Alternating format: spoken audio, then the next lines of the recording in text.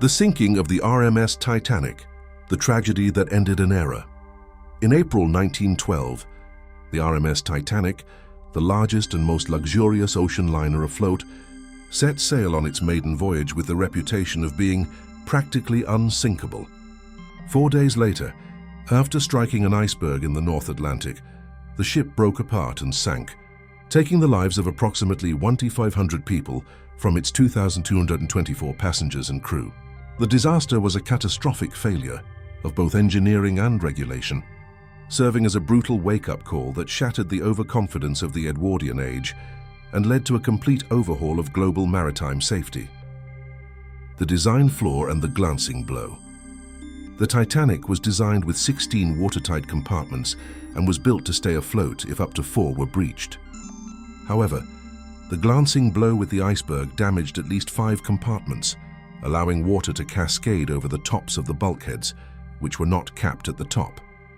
Subsequent forensic analysis of the wreck revealed that the impact did not cause a long gash, but rather a series of thin gashes and brittle fracturing in the hull plates and rivets, a material failure induced by the freezing water and the high-sulfur content in the low-quality steel of the hull.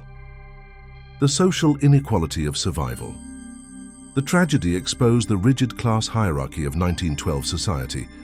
The evacuation was defined by stark inequalities in survival rates.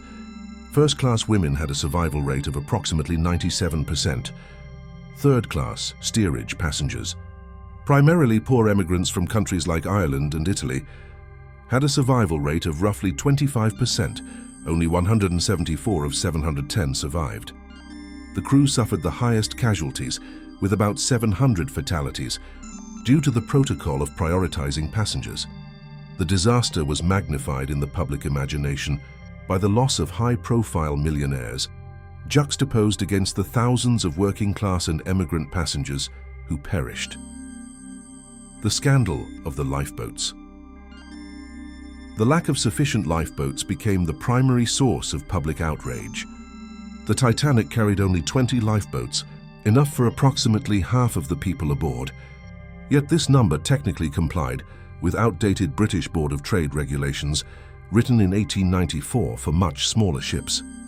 Furthermore, poor preparation and confusion meant many of the boats were launched before they were filled to capacity, condemning over 1,500 people to death in the sub-freezing water. The birth of global maritime safety, SOLAS. The catastrophe led to sweeping fundamental reforms in maritime law. The subsequent British and American inquiries recommended drastic changes, leading to the convening of the first International Convention for the Safety of Life at Sea, SOLAS, in 1913. This treaty, which still governs maritime safety today, mandated that all ships must carry enough lifeboats for every person on board. A 24-hour radio watch must be maintained, addressing the failure of the radio operators to relay all ice warnings. The International Ice Patrol was established to monitor and warn ships of icebergs in the North Atlantic, an enduring cultural legacy. The sinking remains one of the most culturally significant events of the 20th century. Immediately after the disaster, it inspired an outpouring of songs, films, the first released within a month, and memorials. In the popular mind, the loss of the unsinkable ship symbolized the end of the Edwardian era's industrial hubris and its belief in technological infallibility, cementing its status as an enduring metaphor for human overconfidence. Conclusion. The sinking of the RMS Titanic was a human disaster that forced the modernization of global safety standards. It revealed that no amount of industrial spectacle or overconfidence can replace comprehensive regulation and human vigilance. If you enjoyed this deep dive, follow and subscribe the channel for more videos like this.